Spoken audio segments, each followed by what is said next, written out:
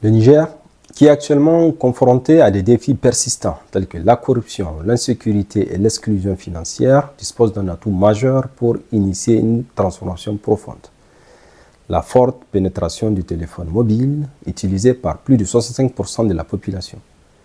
Cette situation offre une opportunité unique pour promouvoir le paiement mobile, un outil capable de moderniser l'économie, de renforcer la sécurité et d'encourager l'inclusion financière. Contrairement aux services financiers traditionnels, souvent inaccessibles aux populations rurales ou marginalisées, le paiement mobile via des services comme Airtel Money, Move Money, etc. est plus simple d'utilisation et ne nécessite qu'un téléphone même basique. Il permet ainsi une démocratisation des services financiers en touchant les femmes, les jeunes et les zones reculées. Sur le plan économique, le paiement mobile favorise la formalisation des activités économiques, notamment dans un pays où près de 80% des transactions échappent au système formel. En assurant une meilleure traçabilité des flux financiers, il facilite la collecte des données fiscales, améliore la capacité de l'État à mobiliser les ressources internes et réduit sa dépendance à l'aide internationale. Pour les petits acteurs économiques, il ouvre aussi la voie à un meilleur accès au crédit grâce à l'historique des transactions. Le paiement mobile représente également une arme efficace contre la corruption. Il permet de réduire les manipulations d'argent liquide, souvent source de détournement.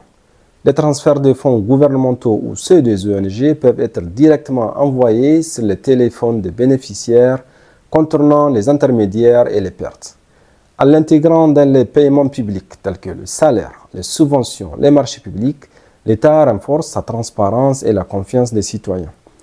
Dans un contexte d'insécurité croissante, notamment à cause du terrorisme dans les régions frontalières, les paiements mobiles contribuent aussi à limiter les flux financiers illicites. Réduisant l'usage du cash, ils compliquent le financement des réseaux criminels.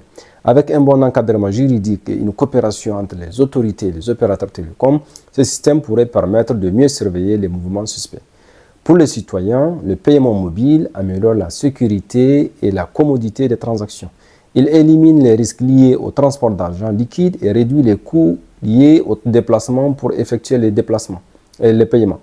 Il favorise ainsi une adoption plus large, accélérant le développement d'un écosystème numérique local dynamique.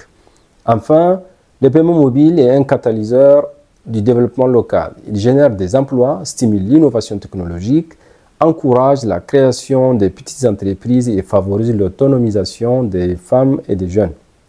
Il contribue à la cohésion sociale et à la résilience des communautés face aux crises. Cependant, des défis restent à relever, notamment la couverture réseau incomplète, le faible taux d'alphabétisation numérique et plus globalement de l'alphabétisation, méfiance des usagers, absence de régulation adaptée et manque d'interopérabilité entre les services. Pour réussir, il faudra donc améliorer les infrastructures, former la population, adapter le cadre réglementaire et intégrer les paiements mobiles dans les services publics. En somme, le paiement mobile pourrait devenir un levier puissant de développement durable, de gouvernance efficace et de sécurité nationale pour le Niger, à condition d'une volonté politique forte et d'une stratégie inclusive.